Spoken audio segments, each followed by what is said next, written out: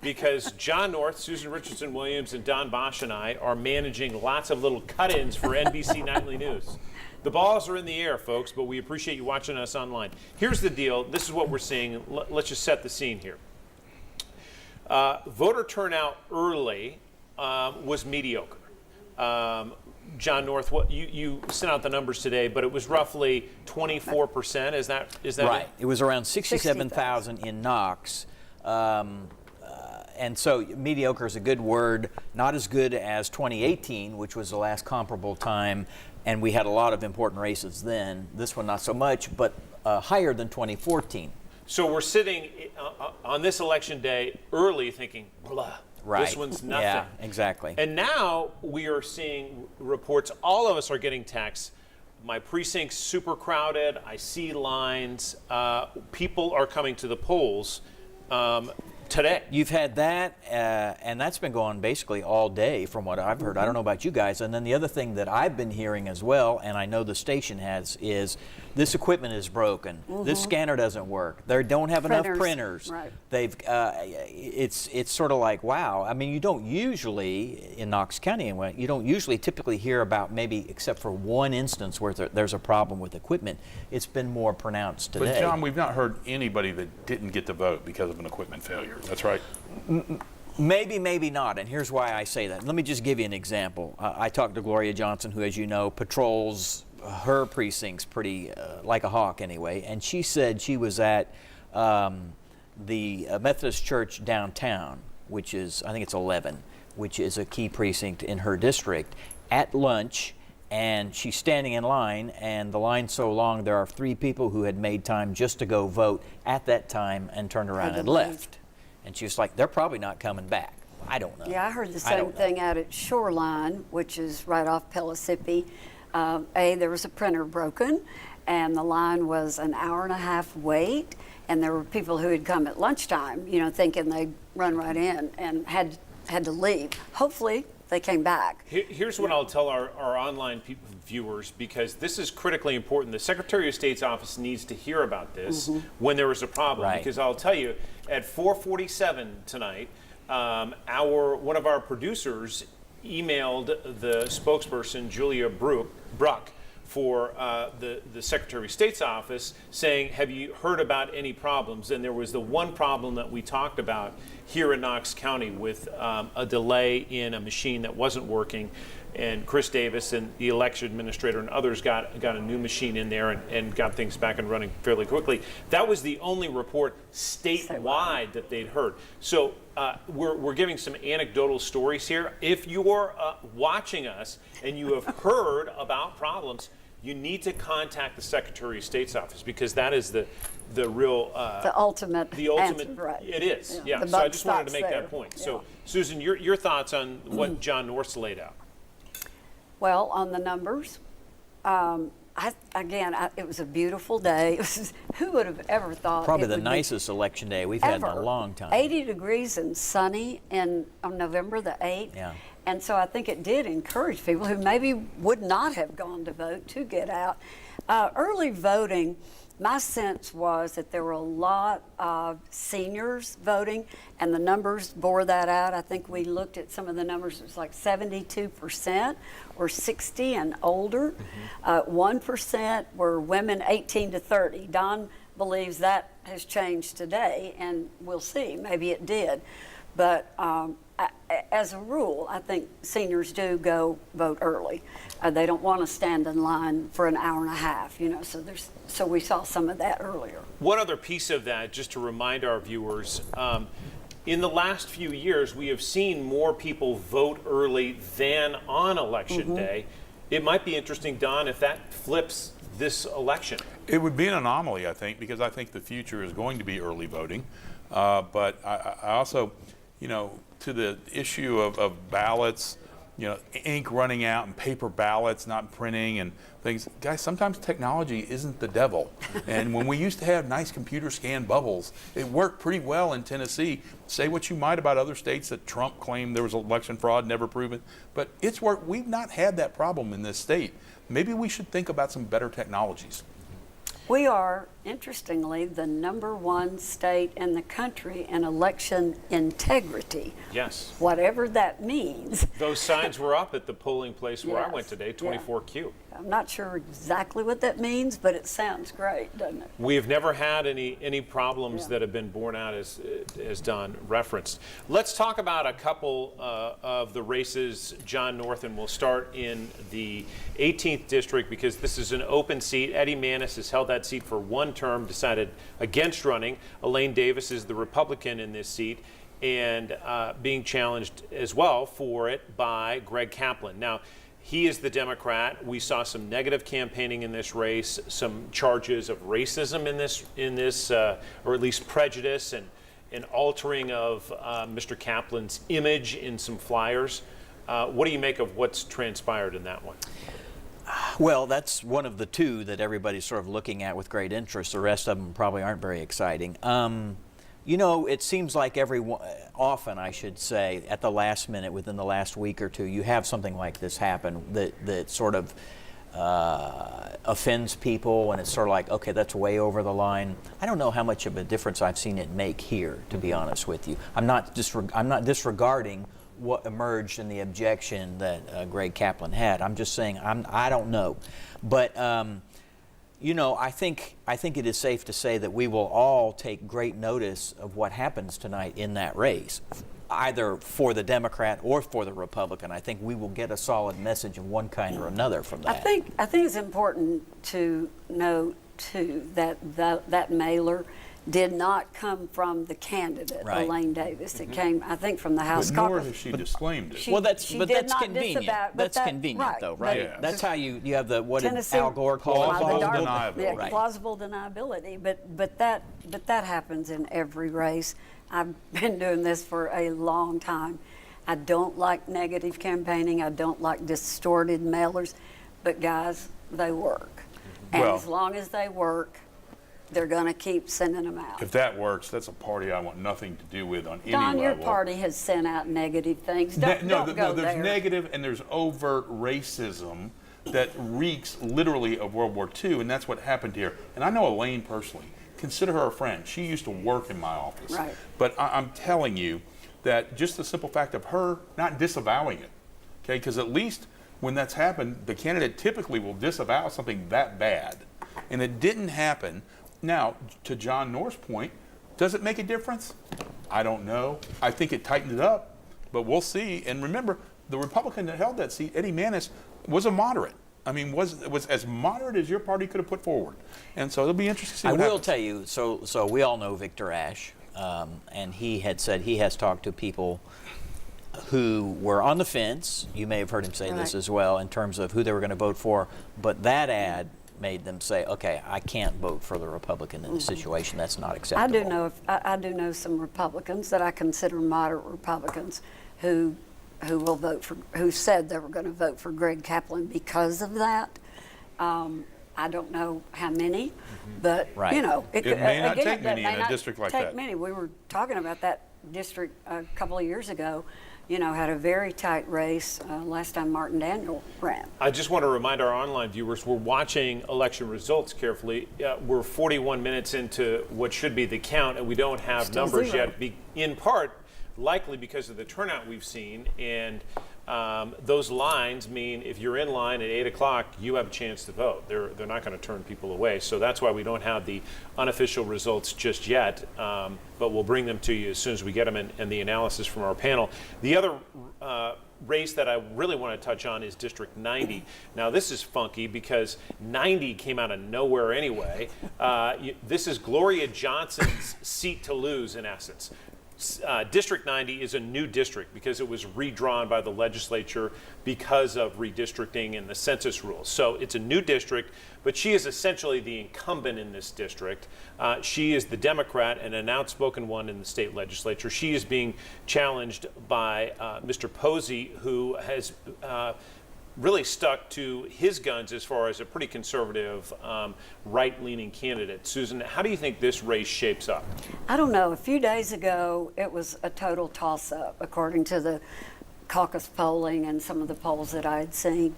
And honestly, the conversation I had said it's all going to depend on Election Day. Who turns out on Election Day? Well, I don't know about that district, but if that district is typical of everything else that happened today, it still may end up being a toss-up. But Gloria's a veteran. She knows how to campaign. I think Dave Poseybutt did a decent job in his first effort, but Gloria is probably going to win this race by a margin a little bigger than expected. Unintended gift by the Republicans, giving an extra district and maybe an extra seat in the House to the Democrats. All right. I think it does lean a little bit Democrat. You do. For our online viewers, just bear with us a second. We're going to come on the air at NBC, and I'm going to step in front of a graphic where we're going to show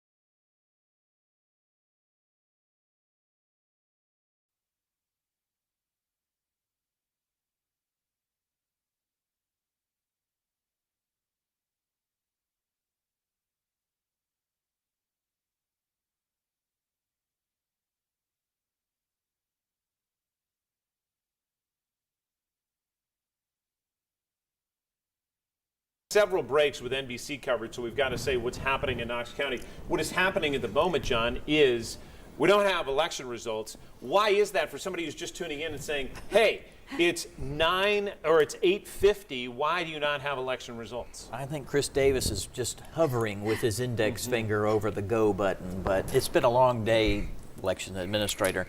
They want to make sure they've got everything sort of to their liking before they release. And 100%. Well, there could still be people in line up until 8:30 or so. Yeah. Susan, I want to ask you about this because this happens every election night when you have a race like we saw in the governor's race. And that is at 8 o'clock in 2 seconds, Right. the Associated Press declares Governor Bill Lee a second-term governor.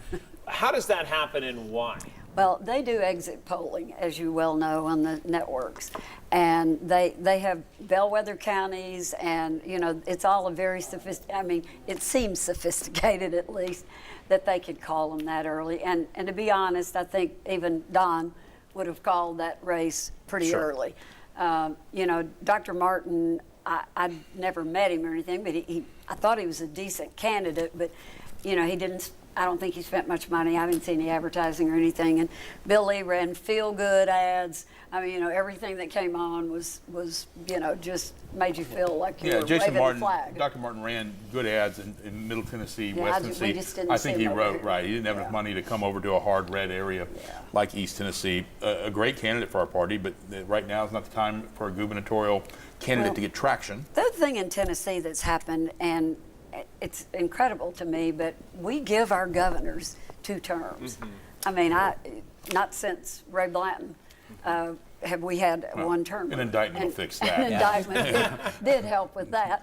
But we just tend to do that. I mean, I don't know what would have to happen to someone to not win that An second indictment. term. Move on. Yeah, probably. So. Yeah. John North, we just got a note from Yeah. one of our producers that people are still in line That's at what Bearden that's Middle what School. I thought. Yeah, and that's possible. I mean, there are some steps that have to be taken.